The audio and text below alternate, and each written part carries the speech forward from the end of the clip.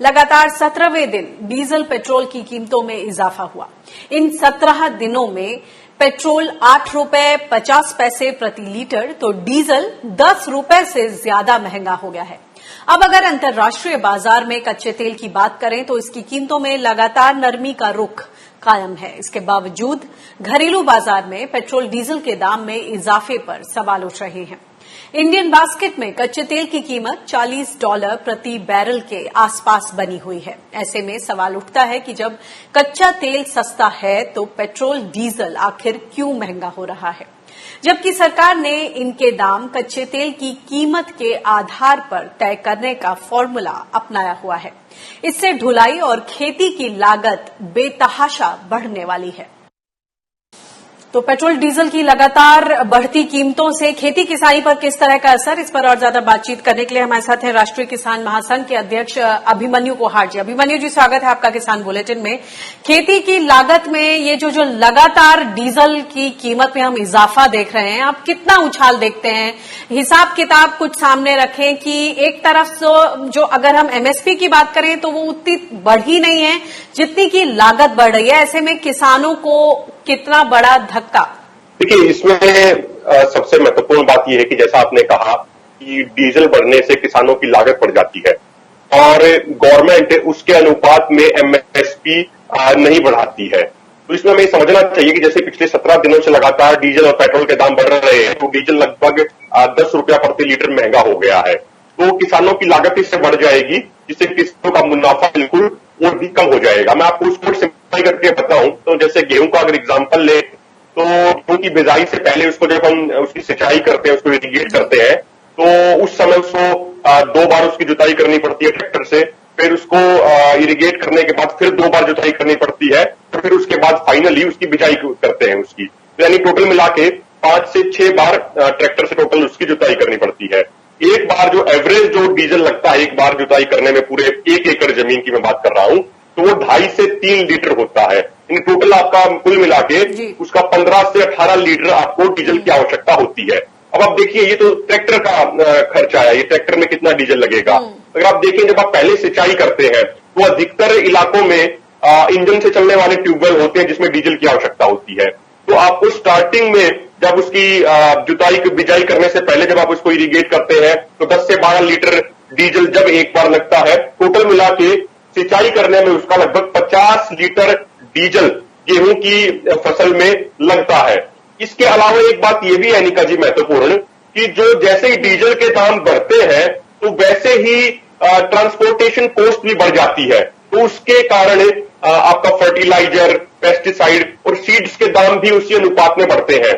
सबसे इंपॉर्टेंट बात यह है कि जब हार्वेस्टिंग का समय आता है तो उस समय उसकी भी उस समय डीजल की कीमतों जो बढ़ी होती है उसका असर उस समय भी पड़ता है। फिर उसके बाद प्रोडक्शन के बाद जो किसान ट्रांसपोर्ट करते हैं अपने प्रोड्यूस को, उसमें भी उनको खर्च बढ़ जाता है। तो ये टोटल कर मिला के चौतरफा मार किसानों पे पड़ती है। अगर आप देखेंगे जो भी हालिया समय में पिछले 17 दिनों में जो डीजल के दाम बढ़े हैं लगभग 10 रुपए प्रति लीटर के, तो कम से कम एक किसान को प्रति एकड़ 1000 रुपए का ज्यादा खर्चा आएगा। अगर उसी तरीके से आप धान की बात करेंगे तो धान में भी जब आप उस धान में तो और भी ज्यादा पानी की आवश्यकता होती है, तो शुरुआत में उसको आप पानी देने से पहले उसको आप 2 बार उसकी आप जुताई करेंगे, उसके बाद उसको पूरा फुल भरेंगे तो उसमें लगभग 15 लीटर पानी की आवश्यकता होती है एक बार भरने में। फिर आप ट्रैक्टर से उसमें करेंगे जुताई, फिर करेंगे रोटावेटर का इस्तेमाल करेंगे, तो उस समय टोटल मिला के हर बार एक बार जुताई करने में 2.5 से 3 लीटर डीजल लगता है। तो उसके में उस धान के केस में भी आपको कुल मिला के स्टार्टिंग में 5 या 6 बार जुताई करनी पड़ती है। और धान में तो जैसा मैंने बताया कि पानी की आवश्यकता और भी अधिक होती है, तो पहले महीने में हर दूसरे तीसरे दिन आपको अपने खेत को पूरा भरना पड़ता है, तो उसमें 10 से 12 लीटर तेल लगता है। तो आपका टोटल मिला के लगभग पहले महीने में आपका 5 से 7 लीटर एक बार लगता है। तो टोटल मिला के पहले महीने में आपका धान की फसल में लगभग 50 लीटर डीजल आपका लग जाता है। दूसरे महीने में थोड़ा कम होता है, तीसरे महीने में और थोड़ा कम होता है, लेकिन धान में तो बहुत ज्यादा डीजल की आवश्यकता होती है आपको, क्योंकि वो बहुत ज्यादा पानी मांगती है वो फसल। तो इसके कारण आपकी लागत बहुत बढ़ जाती है। जैसे मैंने कहा कि ये बताएं कि 1000 रुपये के आसपास लागत बढ़ेगी।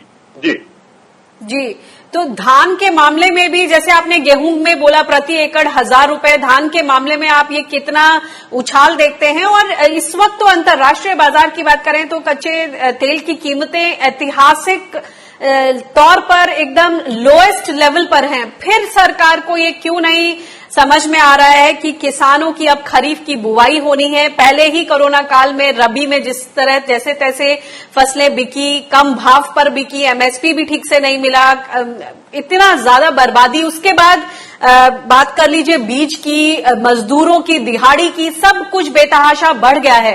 लेकिन जो अभी हाल में सरकार ने एमएसपी जो उसका ऐलान किया उसमें इन बढ़े हुए दामों को ऑब्जॉर्व नहीं किया गया, फैक्टर इन नहीं किया गया।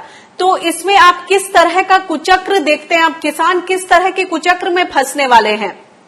देखिए, धान के उसमें भी प्रति एकड़ लगभग डीजल की कीमत बढ़ने से 1,000 से 1,500 रुपए का अधिक खर्चा किसान को उठाना पड़ेगा। और आपने बिल्कुल ये सही सवाल उठाया कि अंतर्राष्ट्रीय मार्केट में क्रूड ऑयल की कीमतें बहुत नीचे हैं, तो हमारे यहाँ पे डीजल और पेट्रोल की कीमतें ऊपर क्यों जा रही हैं? देखिए रेखा जी, इसमें सबसे महत्वपूर्ण पक्ष ये है कि सरकार ने हमारे देश में डीजल और पेट्रोल की कीमतों को बाजार के हवाले कुछ साल पहले कर दिया था। तो जब आप कोई भी चीज इस तरीके से बाजार के हवाले करते हैं तो बाजार फिर अपने तरीके से किसानों का और कंज्यूमर्स का शोषण करता, जैसा अभी हम देख रहे हैं। और हम इस चीज के बारे में चेतावनी दे रहे हैं। जैसे अभी हाल ही समय में सरकार ने 3 कृषि अध्यादेश ला के किसानों को जो फ्री मार्केट देने की बात कही है, तो एग्रीकल्चर को भी फ्री मार्केट हवाले करने की बात कही है, उससे भी ठीक इसी तरह मार्केट द्वारा किसानों का शोषण किया जाएगा। अभी अन्य पहलू ये भी है अभी खरीफ की फसलों को लेके कि कोरोना के कारण जो प्रवासी मजदूर थे वो अपने अपने गांवों में वापस चले गए हैं, तो लेबर्स की समय मजदूरों की बहुत कमी है इस समय। और जो लोकल मजदूर मिल भी रहे हैं, वो पहले प्रवासी मजदूर एक के 500 रुपए लेते थे, लोकल मजदूर 750 से 800 रुपए ले रहे हैं। तो किसानों की लागत है वो काफी ऑलरेडी बढ़ चुकी है। तो किसानों को बहुत गंभीर समस्या का सामना इस ऐसे में ये बताएं कि आप लोगों की किस तरह के सुझाव हैं और क्या सीधी मांगे हैं आपकी? महत्वपूर्ण ये है, पहला तो सरकार ये करे कि जिस तरीके से जैसा C2+50 फार्मूले में भी है, भाई जैसे जैसे डीजल के रेट बढ़ रहे हैं उसको C2+50 फार्मूले के अकॉर्डिंग उसको कंसीडर किया जाए और उसी अनुपात में एमएसपी बढ़ाया जाए। सबसे महत्वपूर्ण बात यह है। दूसरा, सरकार ये भी कर सकती है कि जो भाई किसान होंगे उनको जो डीजल खरीदेंगे तो उसमें सब्सिडी दे उनको, ताकि उनकी लागत उनकी कम हो जाए। और तीसरा एक इम्पोर्टेंट पहलू ये हमारी मांग है कि देखिए, आप किसी भी चीज को, किसी भी फील्ड को अगर आप बाजार के हवाले कर देंगे तो फिर बाजार अपने तरीके से शोषण करता है सबका। तो बाजार के हवाले ना करके गवर्नमेंट का करना चाहिए इन चीजों में, क्योंकि ये देश की जनता से जुड़े हुए मसले हैं, चाहे एग्रीकल्चर हो, चाहे डीजल और पेट्रोल की कीमतें हो, तो इन पे सरकार को कहीं ना कहीं कंट्रोल रहना चाहिए। सरकार द्वारा इनको रेगुलेट किया जाना चाहिए। अदरवाइज मार्केट इस तरीके से हो जाएगा, मार्केट इस तरीके से कंट्रोल करेगा तो किसानों का शोषण और कंज्यूमर का शोषण बहुत अधिक हो जाएगा।